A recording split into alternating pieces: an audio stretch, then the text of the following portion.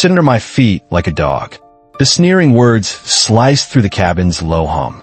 A pristine, mud-stained designer sneaker pressed down deliberately on the denim-clad knee of the quiet man crammed into the middle seat.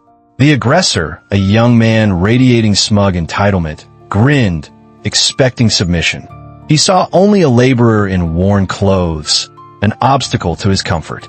But as the pressure increased, he failed to notice the stillness in the other man's eyes, a profound, earthy calm forged in places of deep silence. Until that calm finally fractured.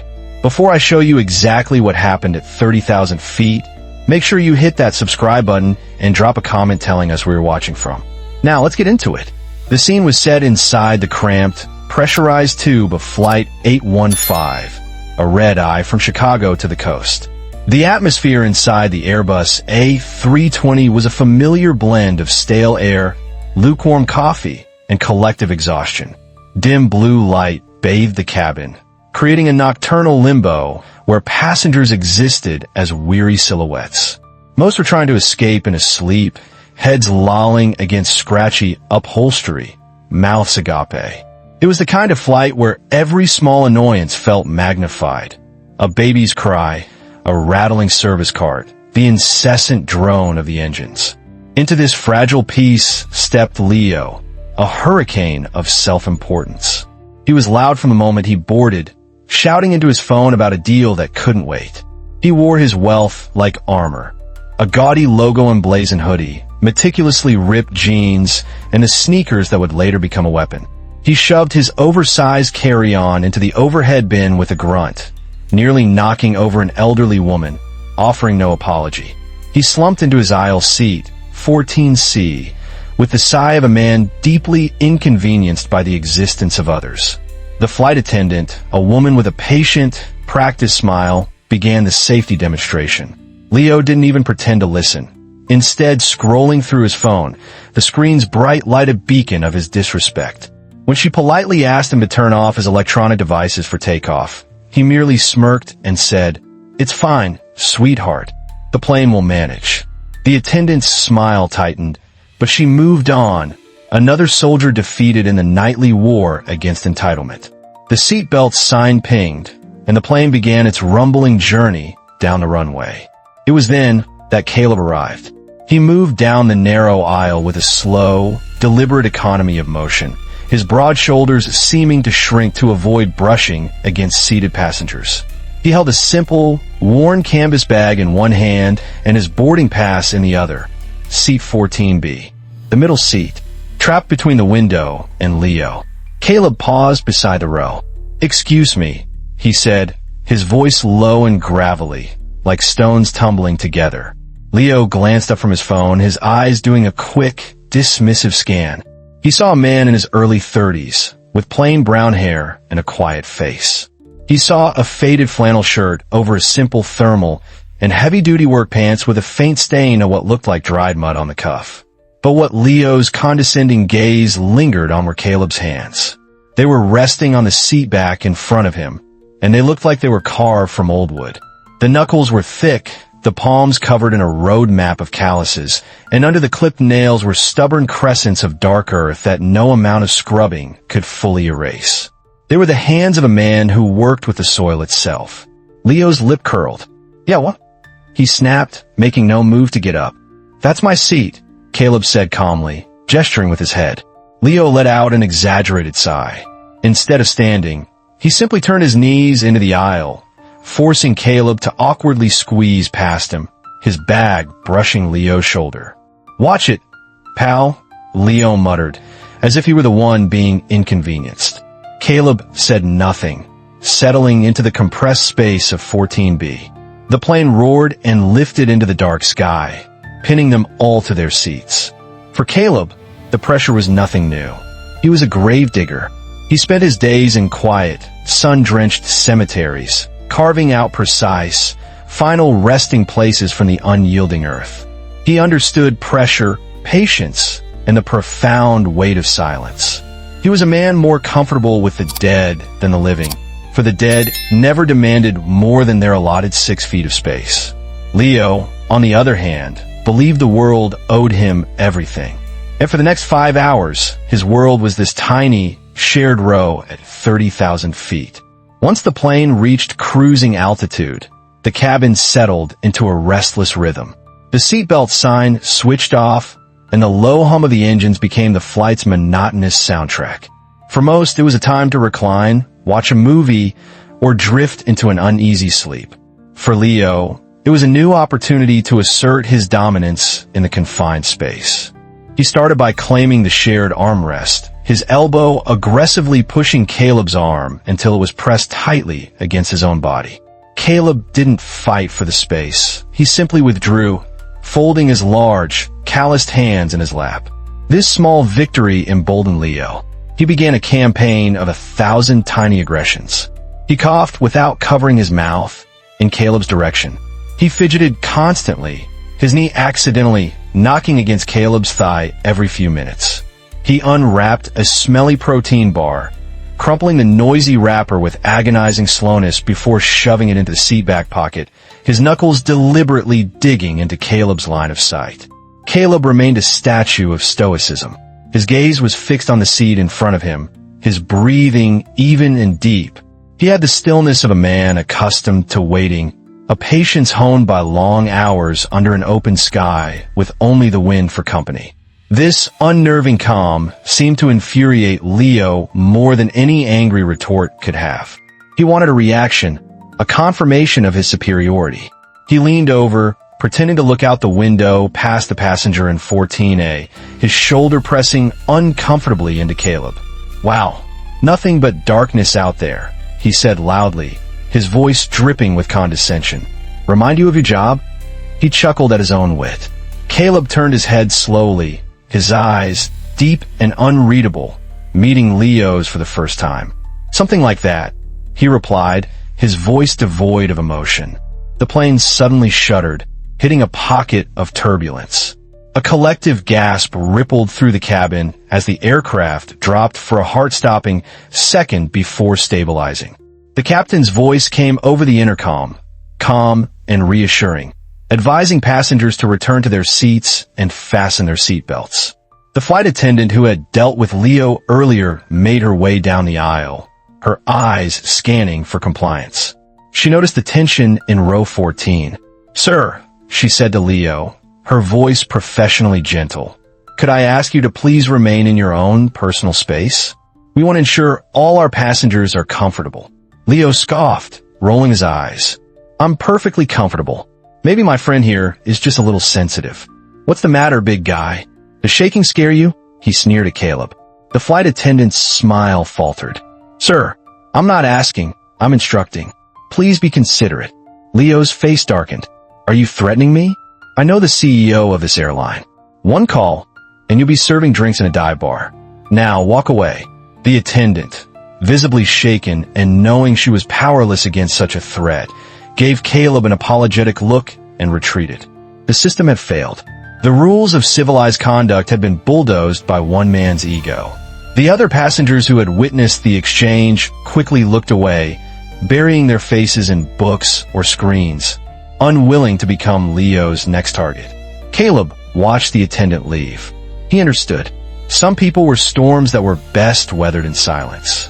But every storm has a breaking point.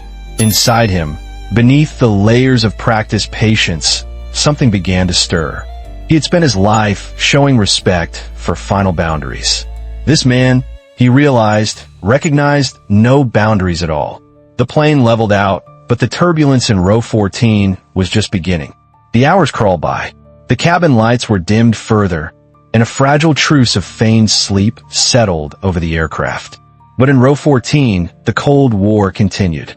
Leo, having successfully intimidated a crew member, felt invincible.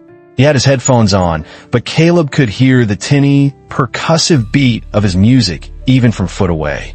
His leg bounced restlessly, a constant, irritating vibration against the shared seat structure. Caleb closed his eyes, not to sleep, but to retreat. He took himself back to the quiet solitude of his work, to the smell of freshly turned earth, the rustle of leaves in ancient oak trees, the solid, dependable feel of his shovel in his hands. It was a place of order, of dignity, of quiet respect. A world away from this airborne circus. His mental escape was shattered by a new physical intrusion. Leo had propped his feet up on the back of the seat in front of him, his knees splayed wide, further encroaching on Caleb's space. Then, with a sigh of exaggerated comfort, he let one of his legs relax outward. The sole of his muddy, ridiculously expensive sneaker came to rest squarely on Caleb's thigh. It wasn't a kick. It was a placement. Deliberate, proprietary, and deeply insulting. It was an act of dominance, a final declaration that Caleb was not a person, but a piece of furniture for his convenience. This was the boundary. The unspoken line of human decency had not just been crossed. It had been stomped on with a dirty shoe. Caleb's eyes opened. The calm was gone, replaced by something ancient and immovable. He didn't speak. He simply reached down with his right hand, his fingers wrapping around Leo's ankle. Leo yelped, more in surprise than pain. He tried to pull his foot back, but it was like being caught in a hydraulic press. Caleb's grip was absolute, the callous strength of his fingers digging into flesh and bone. With a steady, irresistible force, he lifted Leo's leg off his thigh and placed it back on the floor. "Keep your feet to yourself," Caleb said. The words were quiet, but they resonated with the chilling finality of a spade striking stone. The shock on Leo's face curdled into rage. Humiliated, he ripped off his headphones. "Who the hell do you think you are? Touching me?" he snarled, his voice a harsh whisper that carried through the nearby rows. He lunged, swinging a clumsy, wild right hook aimed at Caleb's head. The attack was pathetic, telegraphed, and utterly foolish in the confined space. Caleb didn't even need a block. He shifted his weight, a subtle, practiced movement, leaning back just enough. Leo's fist sailed through the space where his head had been and connected with a sickening crunch against the hard plastic of the seatback in front of them. A sharp crack, followed by Leo's scream of pain, shattered the cabin silence. Passengers jolted awake. Gasps and screams erupted. A woman in the row behind shrieked. "He's attacking him!"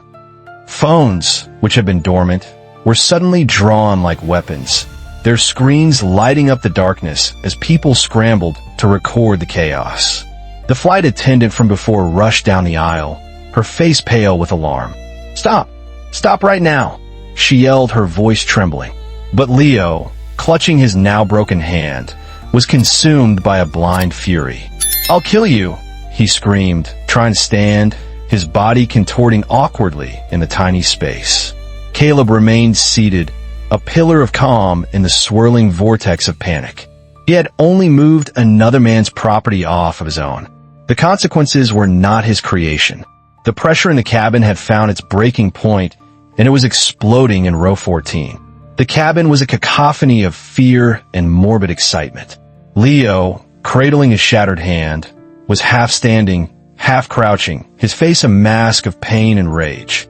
He looked around wildly, his eyes landing on his metal hydro flask in the seat back pocket.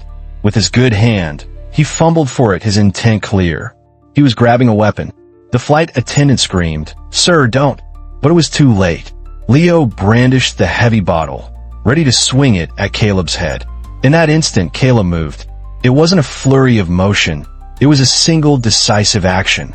He surged upward from his seat, not fully standing, but rising enough to intercept. His left hand shot out and clamped around Leo's wrist, the one holding the bottle. The sickening crunch of bone and cartilage was audible even over the panicked shouts of the passengers. The metal flask clattered to the floor. Leo howled a raw, animal sound of pure agony. His weapon was gone, both his hands now useless.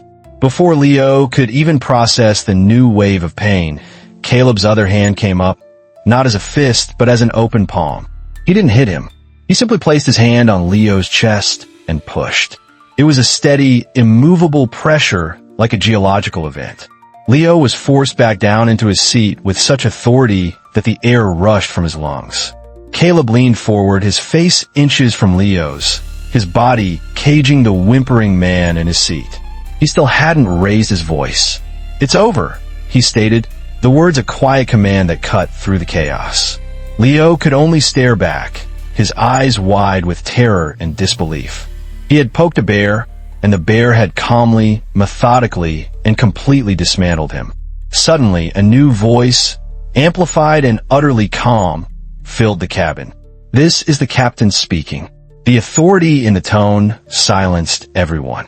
"We are aware of a security incident in the main cabin. Flight crew has the situation under control. We are diverting to the nearest suitable airport, which is Denver. We will be on the ground in approximately 25 minutes. Authorities will meet the aircraft upon arrival. Please remain in your seats with your seatbelts fastened." The announcement was a death knell for Leo. The reality of his situation crashed down on him. Federal offense. Jail time. The humiliation was no longer confined to this plane. It was about to become a very public, very permanent record. Caleb released his pressure and sat back down, turning his gaze forward as if nothing had happened. He left Leo slumped in his seat, a broken, sobbing mess. The remaining 25 minutes of the flight were the quietest of the entire journey.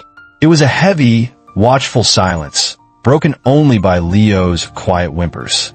As promised, the moment the plane docked at the gate in Denver, the cabin door opened to reveal 3 uniformed airport police officers. They moved down the aisle with grim purpose. "We're here for Leo," one of them said, his voice leaving no room for argument. They pulled a defeated Leo from his seat. The click of the handcuffs fastening around his wrists was the final, satisfying sound. As they led him down the aisle of shame, every passenger he had inconvenienced and terrorized held up their phone, their screens forming a corridor of light, documenting his downfall for the world to see.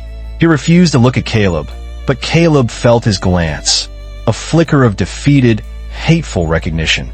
The Gravedigger had buried him. That single act of quiet defiance at 30,000 feet became a viral lesson. The story wasn't just about a bully getting what he deserved. It was about the immense, often invisible strength that resides in quiet dignity. It was a reminder that the hands that build, that toil, that serve in silence, often possess a power that the loudest, most arrogant voices can never comprehend. True strength doesn't need to announce itself. It simply exists, waiting. Have you ever completely misjudged someone based on their job or their appearance? What would you have done if you were a passenger sitting near them, watching all of this unfold? Do you think our society has forgotten how to respect the quiet, hardworking people who form its very foundation? And what can we do to change that? Share your thoughts in the comments below. We value every perspective. If this story reminded you that true strength is often found in the quietest corners, hit that like button and subscribe for more stories about unsung heroes and justice served. Share this with someone who understands that you should never, ever mistake stillness for weakness. We read every single one of your comments and appreciate the community we're building together.